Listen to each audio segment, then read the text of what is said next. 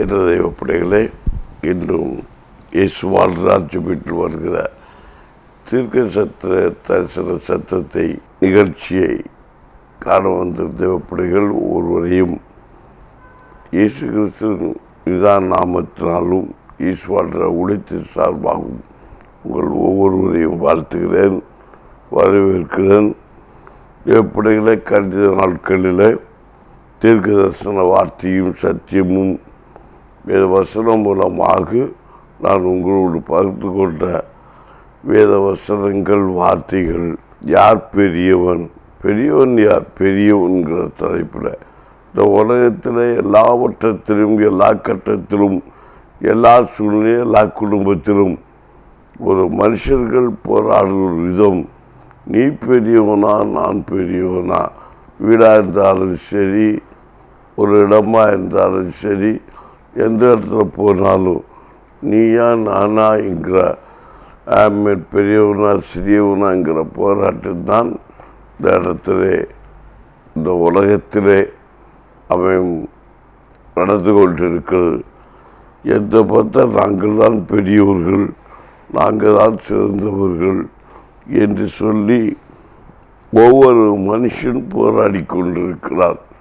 ஆனால் வேத வசனம் சொல்கிறது, இயேசு நமக்கு எதை போதித்திருக்கிறார், பரலோகராஜ்யத்தில் எவன் பெரியவன். அதான் வார்த்தை. மத்தேயு எழுதின சுவிசேஷம் 18ஆம் அதிகாரம் 1ஆம் வசனத்திலே தன்னுடைய சீசர்கள் இயேசுவை பார்த்து சொன்ன முதல் கேட்ட ஒரு கேள்வி, பரலோக ராஜ்யத்தில் எவன் பெரியவனாயிருப்பான். அப்போ பரலோக ராஜ்யம் என்றால் என்ன? பரலோக ராஜ்யம் என்பது பூமியில் ஸ்தாபிக்கப்பட்டிருக்கிறது. பாருங்க, இன்னைக்கு நம்முடைய வாழ்க்கையில் அநேக உபதேசங்களும் வார்த்தைகளும் வசனங்களும் உங்களுக்குள் கடந்து வரும்போது மனந்திருப்புகள் பரலோக ராஜ்யம் சமீபமாய் இருக்கிறது என்று சொல்லி எல்லா வேத வசனங்களும் வார்த்தைகளையும் குறித்து பலவிதமான வசனங்கள் எத்தனை வேத வசனம் இருக்கு, எல்லா வசனங்களையும் நாம் அடுக்கிக் கொண்டு நாம் சொல்லிக்கொண்டு பிரசங்கம் பண்ணிக்கொண்டு பலவிதமான கோணத்தில் பலவிதமான சத்தியத்தில் பலவிதமான பிரசங்கத்தை நாம் கேட்டாலும் ஆமீன், ஜோடிக்கப்பட்ட ஒவ்வொரு வசனங்களும் வார்த்தைகளும் பின்னி புனைக்கப்பட்டு இருக்கிற இந்த வேத வசனங்களை ஒவ்வொன்றையும் கோர்த்து கட்டி அப்படியே ஒரு நூலாக கோர்வையாக இழுத்து கொண்டு போகும்போது இதில் ஒன்று குறைந்தால் கூட இந்த வசனத்தில் வார்த்தைகள் வசனங்கள் ஒன்று குறைபட்டால் கூட இந்த வேத வாக்கியங்கள் அப்படியே ஒரு சின்ன ஒரு புள்ளி ஒரு வயிற்றை இழந்து தான் நிற்கும் என்பதுதான் உண்மை. அப்படியானால் இந்த வேத வசனங்கள் ஒன்றும் பொய் கிடையாது, எல்லாமே உண்மை. பரிசுத்த ஆவியினுடைய எண்ணத்தினாலும் இயக்கத்தினாலும் சிந்தையினாலும் நீதிமான்களுடைய உரையினாலும் எழுதப்பட்டு உரைக்கப்பட்ட புத்தகத்தான் நம்முடைய வேத புஸ்தகம் பைபிள். ஆமீன். இது எழுதப்பட்ட வார்த்தையின்படி பரலோகராஜ்யம் என்பது ஆமீன் ஆமீன் எவன் பெரியவனாய் இருப்பான்ங்கிற வேத வசனத்துக்கு வார்த்தைகளுக்கு ஜட்ஜ்மெண்ட் இந்த பைபிள் இருக்கிறது. அதை தான் நாம் இன்றைக்கு பார்த்து கொண்டிருக்கிறோம்.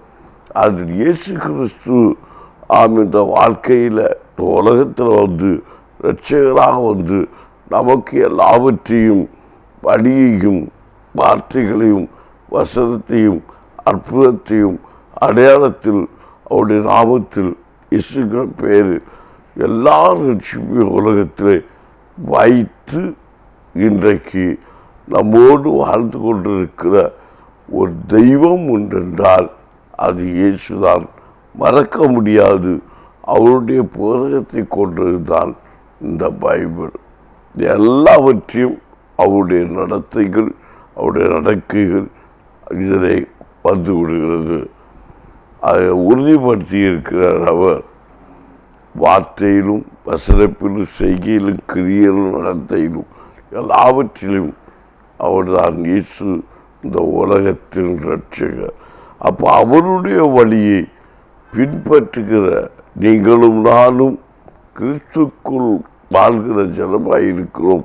கிறிஸ்துக்குள் வாழ்கிற ஜனங்கள் கிறிஸ்தவர்களாக இருக்க முடியும், கிறிஸ்தவனாய் இருக்க முடியும். அந்த மனுஷன் உலகத்துக்கு ஒளியாக இருக்கிறான்.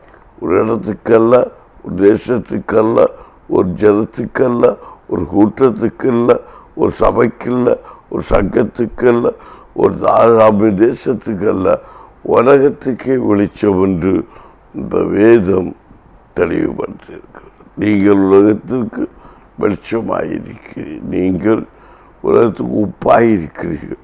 வார்த்தையின்படி இப்படி வாழ்ந்து காட்டின உபதேசித்த அந்த இயேசுங்கிற அந்த தெய்வத்திடத்தில் தான் ஒரு சீசன் அவரை பின்பற்றுகிற அவருக்குரிய அந்த பலவத்தின்மையாக இருக்கிற ஒரு சீசன் அவரை பார்த்து கேட்கலாம். இந்த மத்திய 18 முதல் வருஷத்து அவ்வேளையிலே சீசர்கள் இயேசுவிடத்து வந்து பரவராஜ்யம் எவன் பெரியவனாயிருப்பான் என்று கேள்வி கேட்டார்கள். ஆமேன் ஆமேன். அன்றைக்கு திருத்த நான் இந்த வசனங்களை வார்த்தைகளை குறித்து சொன்னேன். இன்னும் அவர் என்ன பார்த்து சொன்னார் அப்படின்னு பார்க்கும்போது, இயேசு ஒரு பிள்ளையை தமிழத்தில் அழைத்து அந்த அவர் நடுவை நிறுத்தி, நீங்கள் மனம் திரும்பி பிள்ளைகளைப் போல் ஆகாவிட்டால் பரலோகராஜ்யத்தில் பிரவேசிக்க மாட்டீர்கள் என்று மையாகவே உங்களுக்கு சொல்லுகிறேன். பாருங்க, மனம் திரும்பி பரலோகராஜ்யத்திலே நீங்கள் சேர்த்துக்கொள்ளப்படாவிட்டால் நீங்கள் யார் பரலோகராஜ்யத்தில் பெரியவனாயிருக்க முடியாது என்று சொல்லப்பட்டது. அந்த வசனம் ஒருக்கா கூட தெளிவாக புரிந்து வாசித்து பாருங்க. இயேசு ஒரு பிள்ளையை தம்மிடத்தில் அழைத்து அது அவர்கள் நடுவே நிறுத்தி, நீங்கள் மனம் திரும்பி, நல்லா கவனிக்க அந்த 3ஆம் வசனத்தை, நீங்கள் மனம் திரும்பி பிள்ளைகள் போல் ஆகாவிட்டால் பரலோகராஜ்யத்தில் பிரவேசிக்க மாட்டீர்கள் என்று மெய்யாகவே உங்களுக்கு சொல்லுகிறேன். அந்த 4ஆம் வசனத்தை வாசிக்க, இப்படி ஆகியால் இந்த பிள்ளையை போல தன்னை தாழ்த்துகிறவன் எவனோ அவனே பரலோகராஜ்யத்தில் பெரியவனாயிருப்பான். அப்போ பெரியவன் யார்? பிள்ளையை போல வாழ்கிறவன், கள்ள கபடற்ற வாழ்க்கை வாழ்கிறவன். அவன் ஆண்டவருக்கு பிரியமாய் வாழ்கிற மனுஷன் தேவனுக்கு பிரியமானவன். அப்போ இந்த பிள்ளையை போல கற்றார், ஓமை காட்டுறாருன்னா, இந்த உலகத்துக்குள்ள பரலோகராஜ்யம் இருக்கிறது என்பதை நீங்கள் புரிந்து கொள்ளணும். அது எப்படி பார்த்து நீங்கள் சொல்கிறீங்க? எல்லாரும் பரலோகத்தில் பரலோகராஜ்யம் இருக்குது அப்படின்னு சொல்கிறாங்க. நீங்கள் பூமியில் ஆமீன் இருக்குது, பரலோகராஜ்யத்தில் இல்லையா அப்படின்னு நீங்கள் சொல்கிறீங்களா? அப்படி கேள்வி கேட்கக்கூடாது. பூமியில் எதை கட்டப்படுமோ பரலோகத்தில் அது கட்டப்படும். அப்படியே வசனம் இருக்குது. பரலோகராஜ்யத்தில் மேனியும் உண்டு, உலகத்தில் மேனியும் உண்டு. ஆமேன். ஆனால் பரலோகராஜ்யம் பரலோகத்தில் தான் இருக்கிறது. பரலோகம் எங்கே இருக்கிறது? தேவ சபையில் இருக்கிறது. சபை தான் பரலோக ராஜ்யம் பூமியில் ஸ்தாபிக்கப்பட வேண்டும். அப்போ மேலே எது இருக்கோ கீழே அது இருக்குது, கீழே எது இருக்கோ அது மேலேயும் இருக்குது. இதுதான். அப்போ அங்கு பரலோகராஜ்யம் இருக்கிறது, பூமியிலும் பரலோகராஜ்யம் இருக்கிறது. ராஜ்யம் பூமியில் எங்கே இருக்கிறது? மனுஷனோடு இருக்கிறது, அது சபையோடு இருக்கிறது, தேவனுடைய ஆலயத்தோடு இருக்கிறது. உங்களுக்குள்ளும் எங்களுக்குள்ளும் பரலோகராஜ்யம் இருக்கிறது. அப்போது பரலோகம் அங்கும் இருக்கிறது, இங்கும். அதுக்கு என்ன வசன ஆதாரம் அப்படிங்கிற கேள்வி நீங்கள் கேட்கலாம். ஆனால் அது ஆண்டவர் சொல்லியிருக்கிறாரு. சீசர் வந்து இதே வேளையில் இயேசுவை பார்த்து கேள்வி கேட்டது அவங்க நினைவு வருகிறேன். எப்படி கேட்டாங்க ஆமென் சீசர்கள், நாங்கள் எப்படி ஜெபிக்க வேண்டும் அப்படி கேட்கும்போது சீசர்களை பார்த்து இயேசு சொல்லி கொடுக்குறாங்க எப்படி ஜெபிக்க. பரமண்டலங்களில் இருக்கிற எங்கள் பிதாவே, உம்முடைய ராஜ்யம் பூமியில் வருவதாக, உம்முடைய சித்தம் பரலோகத்தில் செய்யப்பட்டிருப்பது போல பூமியிலும் பூலோகத்தில் செய்யப்படுவதாக. எங்களுக்கு அன்றன்று வேண்டிய ஆகாரத்தை தாரும். எங்கள் கடனாளிகளுக்கு எங்களுடைய பாவக்கடன்களை மன்னிக்கிறது போல எங்களுடைய பாவங்களை எங்களுக்கு நீர் மன்னியும். எங்களை சோதனைக்குள் பிரவேசிக்கப்படாமல் தீமையிலிருந்து ரட்சித்து கொள்ளும் சுவாமி. ஆமேன். அல்லது போனா போதும் தான் அவர் நமக்கு போச்சிருக்கிறாரு. இன்னைக்கு நம்ம என்னெல்லாமோ சொல்லி அறிக்கைட்டு அறிக்கிறது ஜெபிக்கிறோம். வாக்குகள் இருக்குது, வேதங்கள் இருக்குது, வசனம் இருக்குது அப்படின்னு சொல்லி அதுக்கு தடை கிடையாது. அது தவறுன்னு சொல்கிறதுக்கு எனக்கு அதிகாரம் கிடையாது, சரின்னு சொல்கிறதுக்கு எனக்கு அதிகாரம் கிடையாது. அது ஜபத்தில் பார்த்தா 100 கணக்கில் ஜபத்துக்கு பேர். அந்த ஜபம், இந்த ஜபம், விழிப்பு ஜபம், இழுப்பு ஜபம், இதெல்லாம் வச்சு நம்ம ஒரு மனுஷனை எப்படி கிறிஸ்துக்குள்ளே வழிநடத்த முடியுமோ அவ்விதமாக எல்லாம் தேவனுடைய பிள்ளைகள், ஊழியக்காரிகள் நடத்திட்டு இருக்கிறாங்க. அதுதான் உண்மை. எப்படியாவது நீங்கள் பொண்ணை படம் இடுவது போல எத்தனை பிரசங்கம் மூலம், எத்தனை ஊழியக்காரர் மூலம் உங்களை பிரசங்கித்து, உங்களை அடித்து, உங்களை நொறுக்கி, உங்களை உருவாக்கி, உங்களை கலக்கி எடுத்து சுத்தம் பொண்ணாக எடுக்கப்படுகிறா. இந்த பைபிள் நம்ம கையில் கொடுக்கப்பட்டிருக்குது. இந்த பைபிளை வச்சு தான் உங்களை உதச்சி போட்டு புடமிட்டு பைபிள் வசனத்தை சுரத்தி நாங்கள் எப்படி சுத்த முடியுமோ சுற்றி உங்களை எடுத்து பரவராஜ்யத்தில் பொக்கிஷமாக மாற்றணும். தான் உண்மை. அப்போ பரவராஜ்யம் எங்கே இருக்கிறது? இங்கே இருக்கு, அங்கே இருக்குது. அவன் இங்கே எதை செய்யணுமோ அதுக்கு பிரதிபலம் அங்கே கிடைக்கும். ஆமேன்னு சொல்லுங்களேன், அல்லையிலே சத்தமாக சொல்லுங்களேன். அப்போது கிறிஸ்துவனுடைய எண்ணமெல்லாம் இயக்கமெல்லாம் பரவராஜ்யத்தின் போல பூமியில் செய்யப்படணும். ஆமேன். அங்கே இருக்கிற ஆராதனையும் இங்கே இருக்கணும். அப்போ ஒட்டுமொத்தம் மனுஷர்கள் என்ன செய்யணும்? ஆண்டவரை நோக்கி பார்த்தா வாழணும். உலகத்து உள்ளவைகளையும் உலகத்துள்ள கிரிகளை நினைத்து வாழாதபடிக்கு, படைத்த படைப்பை நம்பி வாழாதபடிக்கு, படைத்த கிறிஸ்துவை, படைத்த இயேசுவை நம்பி வாழ வேண்டும். நீங்கள் அடுத்த கேள்வி கேட்கலாம், இயேசு படைத்தாரா, பிதாவாய் தேவன் படைத்தார்? இன்னும் அநேக அந்த கிறிஸ்தவத்திலே நிறைய காரியங்களை அவங்க சொல்லிட்டு இருக்கிறாங்க. ஆனால் அதுக்கு இதெல்லாம் சம்மந்தம் கிடையாது. அது ஒரு பிரிவை பிரித்து ஒரு காரியத்தை கொண்டு போகிறது தான். அதில் நான் தப்புன்னு சரின்னு சொல்கிறதுக்கு எனக்கு அதிகாரம் கிடையாது. பாருங்கள், அவர் பிதாவை தேவனை கனப்படுத்தி தான் இயேசு வாராங்க. அதுக்காக இயேசு தெய்வம் அல்ல, பிதா தான் தெய்வம் என்று சொல்ல முடியாது. மனுக்குல ரட்சிப்புக்கு பிதாவாகிய தேவன் கிறிஸ்துவ கொடுத்துருக்கிறார். அப்போ இயேசுவ நாமம் இல்லாமல் பூமியில் மனுஷனுக்கு விடுதலை கிடையாது. அப்போ இயேசு கிறிஸ்துக்கு யார்தான்? இயேசு கிறிஸ்து மனுஷ குலத்திற்கு தெய்வம் இயேசு தான். அதில் ஜட்ஜ்மெண்ட் தப்பே கிடையாது. தெய்வம் இயேசு தான். எல்லாம் பூர்வீகமும் பழைய ஏற்பாடும் எல்லாம் ஒரு இயேசு தான் ரட்சிப்பு. பூமியில் இன்னைக்கு சகல அதிகாரத்தையும் கொண்டிருக்கிற ஒரு வல்லமை உண்டு, அது இயேசுதான் மட்டும்தான் உண்டு. அவன் அது தப்பே கிடையாது. பிதாவாகி தேவன் கூட பகிர்ந்திருக்கிறார். இவர் தான் உங்களுக்கு வழிகாட்டி, இவர் இல்லாமல் உங்களுக்கு ஒரு வழி இல்லை. இவர் தான் உங்களுக்கு எல்லாமே. இவர் தான் உங்களுக்கு ஜீவன், இவர் தான் உங்களுக்கு மேய்ப்பன், இவர் தான் உங்களுக்கு எல்லாம். அப்போ யார் தெய்வம்? அவர் தான் வழி. உயிரோடு வாழ்கிறோம், உயிரோடு இருக்கிறோம், செத்து போன தெய்வம் அல்ல. மரித்தார் உண்மைதான், நம்முடைய பாவத்துக்காகவும் அவர் எதையும் உயிரோடு வாழ்ந்து கொண்டிருக்கிறார்.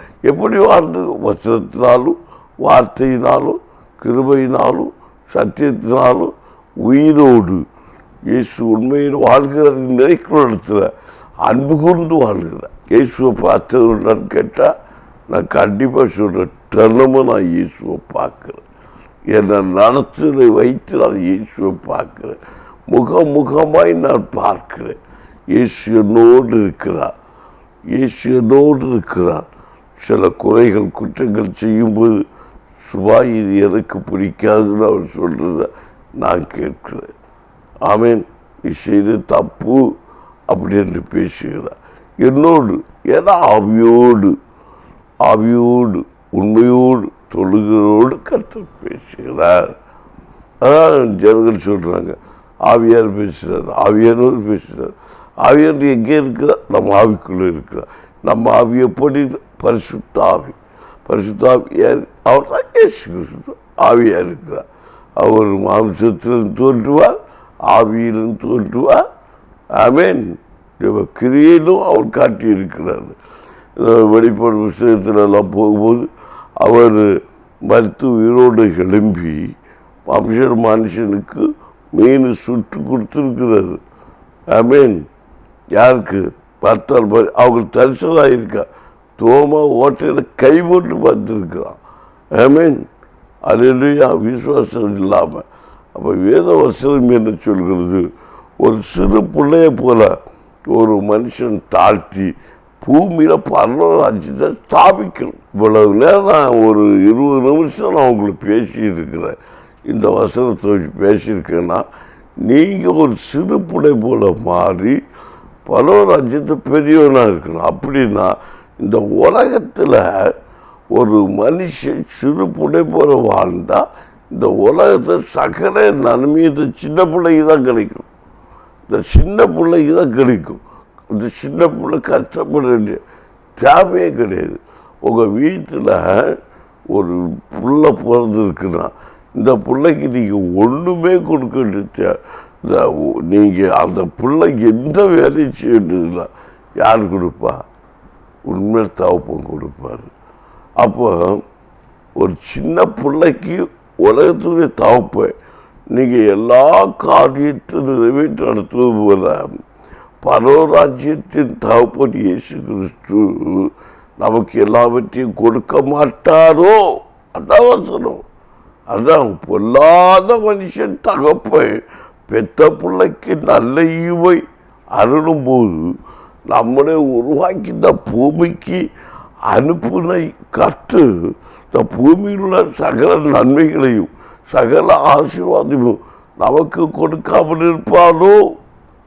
அவருடைய வார்த்தையின்படி, அவருடைய வசனத்தின்படி, அவருடைய சத்தியத்தின்படி, அவருடைய உண்மையான வழிகாட்டுதலின்படி நடக்கும்போது நம்முடைய தேவைகளை அறிந்து சகல நன்மைகளையும் கொடுப்பார், சகல ஆசீர்வாதத்தையும் கொடுப்பார். கைகளை தட்டி தேவனை மையப்படுத்துங்க. நம்ம தேடி போக வேண்டியதில்லை. நம்ம ஆண்டவரை மட்டும் மையப்படுத்திட்டு இருந்தால் போதும். கற்று நம்ம கொண்டு பக்கத்தில் கொடுப்பார். நம்ம பக்கத்தில் கொடுப்போம். எல்லா ஆசீர்வாதம் கொடுப்பார். அல்லேலூயா, அல்லேலூயா, அல்லேலூயா. சத்தமாக சொல்லுங்கள். அது எந்த நண்பனும் குறைபட்டால், எந்த ஆசீர்வாதம் குறைபட்டாலும் நம்ம ஆறுதல் இல்லையா? நம்முடைய ஆறுதல் படுத்துகிற ஒரு தாயாக, ஒரு தனியனாக, ஒரு கிருபையில் நம்மளை நடத்தி வழிநடத்துவதுதான் அந்த இயேசு கிறிஸ்து. அந்த அன்பை நீங்கள் பெற்று பாருங்க. அந்த சந்தோஷத்துக்குள்ள நீங்கள் வந்து பாருங்க. அப்போ உங்களுக்கு தெரியும், நான் அநீதம் எவ்வளவு தூரம் வேதனைப்பட்டாலும், எவ்வளவு தூரம் துக்கப்பட்டாலும், ஆமீன், என்னுடைய வாழ்க்கையில் நான் கண்ணீர் வடிக்கிற நேரமெல்லாம் கர்த்தரனை ஆறுதல் படுத்தி கொண்டிருந்தார். ஆண்டவரே என்று நான் கண்ணீர் வடிக்கிற நேரம் நிறைய நாட்கள் உண்டு. இன்றைக்கும் காலையில் கண்ணீர் வடித்து விட்டு நான் எழும்பினேன்.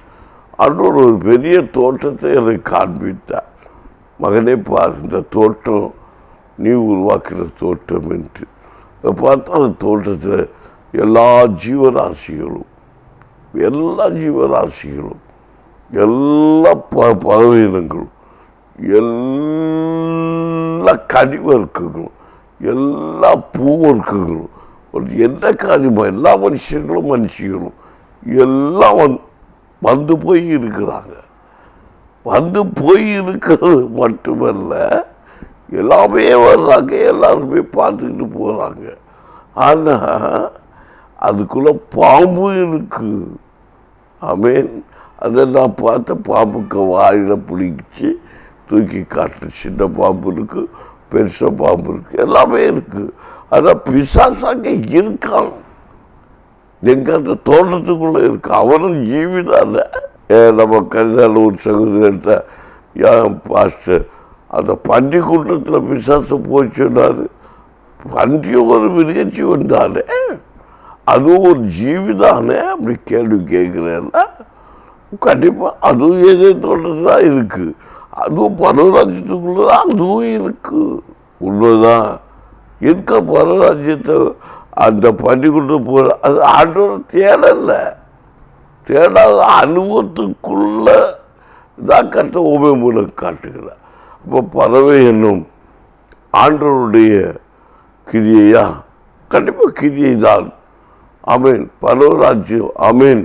பாருங்க, அந்த என்ன ஒரு திடீர்னு ஆமேன் தேவசாரம் எடுத்து அவர் அந்த இடத்துல எழும்பி வரும்போது நீங்கள் பார்ப்பீங்கன்னா பரிசுத்த ஆவியான புறாவை போல இறங்கி வந்தார். பார்த்தீங்களா எவ்வளோ காரியம்? புறாவை போல அவர் புறாவை கட்டுறது. அவள் புறா அதனால ஒரு ரூபம் இல்லாத ரூபம் இருக்கு. ஆனால் அந்த பரராஜ்யத்து குறித்து பரிசுத்த ஆவியானவருடைய வடிவை புறாயை எது காட்டுறாருன்னா, அந்த புறாய்க்குள்ள இருக்கிறது ஒரு தன்மையை வெளிப்படுத்தும்படிக்கு அது கபடு இல்லாதது. அப்போ பரிசுத்த ஆவியானவர் புறாவை போலதான் வருவாரா? இப்போ புறா தான் பரிசுத்த ஆவியானவரா? அப்படி அந்த புறாவை வணங்கலாமா? வணக்கத்துக்குரியது இல்லை. இப்போ பரிசுத்த ஆவியை புறாவை போல இறங்கி வந்தா. அதனால ஒரு புறாவை வடி வச்சு தொண்டு கும்பிடுறது அது தெய்வம் கிடையாது. புறாவை போல் இறங்கி வந்தாருன்னா, புறாவை காரணம் உண்மை காட்டுறாங்கன்னா அது என்னது? தெய்வம் அல்ல. அப்போ பாம்பை கூட பிசாசா காட்டுறாங்க, சித்தரிக்கிறாங்க. பாம்பு பிசாசு இல்லை. பிசாசு பெருமைங்கிற ஆவிதான் பிசாசு. ஆனால் பாம்பு ஓமையை காட்டுறாங்க, வெளிப்படை காட்டுறாங்க. அது என்ன ஒரு தந்திரம் உள்ளது. மிருக ஜீவியில பாம்பு தான் தந்திரம் உள்ள ஜீவி. ஆமீன். அல்லேலூயா. அப்போ இயேசு கிறிஸ்துவ கூட ஆட்டுக்கு ஒப்பாக இருக்கிறாங்க, ஆட்டுக்குட்டியானவர். அப்போ ஆடை நீ எடுத்து வளர்க்க முடியுமா? நல்லா நீங்கள் ஞானத்தை நீங்கள் யூஸ் பண்ணணும். ஆமீன். ஆட்டுக்குட்டி எதுக்காக ஆட்டுக்குட்டியானவர்? நீ ஆதாம் ஏவாள் காலத்தில் அங்கே ஒரு காரியம் நடந்தது, ஒரு சாபம் உண்டாயிற்று. அப்போ கர்த்தர் படைத்த ஜீவராசிகளில் எது மகிமையானது? ஆமேன். ஆட்டுக்குட்டி மனுஷனுக்கு அடிக்கப்பட்டது, புசிக்கக்கூடிய தன்மை உள்ளது. ஆகவே அந்த ஆடை அடித்து அவங்களுக்கு புசிக்க கொடுத்து, ஆனால் அந்த அந்த ஆடையை துணியெடுத்து பத்திரமாக உடுத்தி நிர்வாணிக்கு ஆமீன் அதோடைய தோலை எடுத்து நிர்வாணம் போகும்படிக்கு அது வஸ்திரமாகவும் அதே வேளையில் ஆமீன் அந்த மாம்சத்தை எடுத்து ஆகாரமும் பூசிக்க கொடுத்துருக்கான். அதுக்காக ஆடை தெய்வமாக சொல்ல முடியுமா? முடியாது. படைத்த பிதாவாகி தேவனுடைய ஒரே பேரான குமாரன் நமக்காக அடிக்கப்பட்டார், நுரிக்கப்பட்டார். அவர் தான் தெய்வம், இயேசு. அல்லேலூயா. ஆனால் அவர் அதனால் அடிக்கப்பட்ட ஆட்டுக்குட்டி இயேசு தான் சொன்னார். அவர் ஏன் அப்போ தெய்வம்னு சொல்கிறீங்க? பிதாவாகி தேவனால தெய்வம்னு சொல்லணும் அப்படின்னு சொன்னால், இயேசு கிறிஸ்து உயிரோடு எழுப்பி இருக்கிறாரு. அதை நீங்கள் புசித்தா ஆடு உயிரோடு எழும்பல.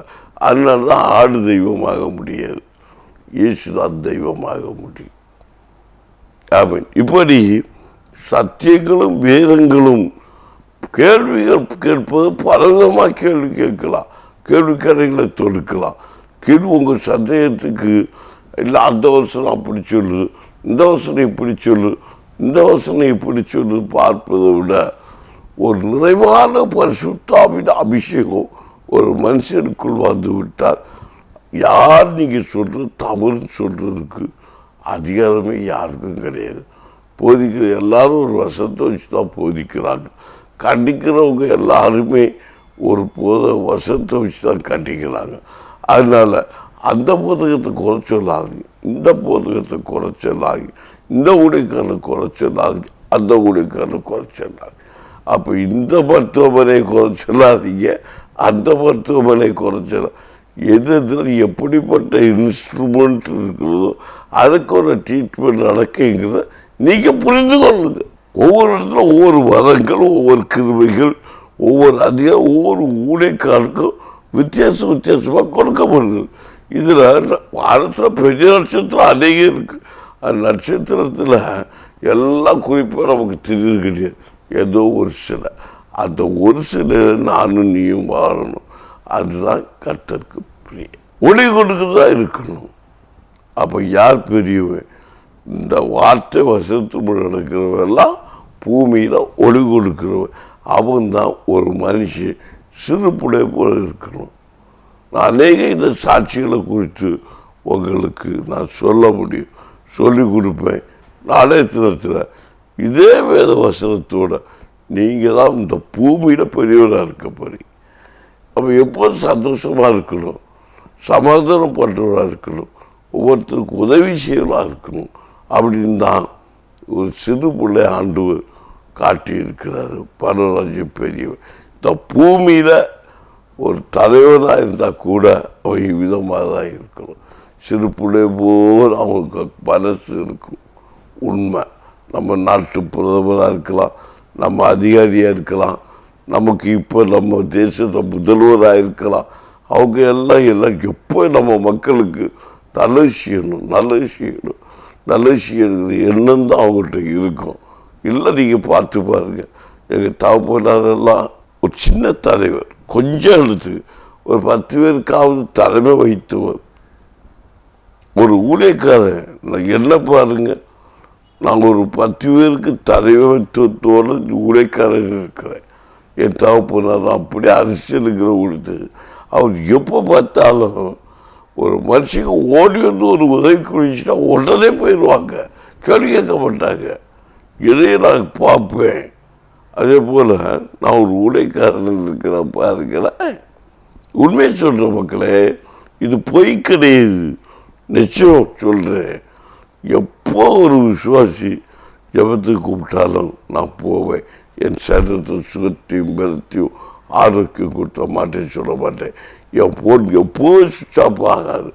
எப்போ கூப்பிட்டாலும் அவங்களுக்கு ஆறுதலை சொல்லும்படிக்குள்ள கிருபை கர்த்தரை கொடுத்துருக்கிறேன்.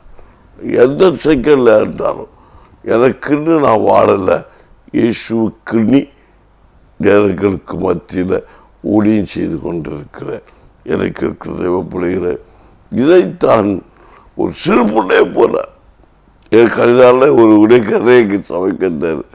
உங்கள் பார்த்து பிள்ளைய போல நடக்கிறது. ஆமாம், அதான் அவர் சொன்ன அந்த வார்த்தையில் தான் இந்த செய்தியை நான் உடனே எடுத்தேன். பரராஜ்யத்தை அவன் சிறு பிள்ளைய போல தாழ்த்தி, சிறு பிள்ளைய போல மாறணும். அப்போவே பரராஜ்யம். அப்போ இதோடைய சபை யாது? ஈஸ்வரன் சபை பரராஜ்யத்துக்குரியது. மேகஸ்தம்பம் அக்கினி ஸ்தம்பம் யாருக்கு? ஈஸ்வரத்துக்கு. அப்போ நம்ம சபையை கற்று எப்படி நடத்துறது?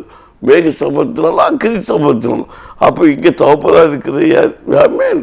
இதுக்குள்ளே இருக்கிறது எல்லாம் நமக்கு பூச்சிக்க. என்னுடைய பாடத்தை என்ன ஓட்டுற கருதான் இங்கே தான் இருக்குது. ஆமென். சரி, கர்த்தருக்கு ஸ்தோத்திரம். நன்றி. ஜெபிப்போமா?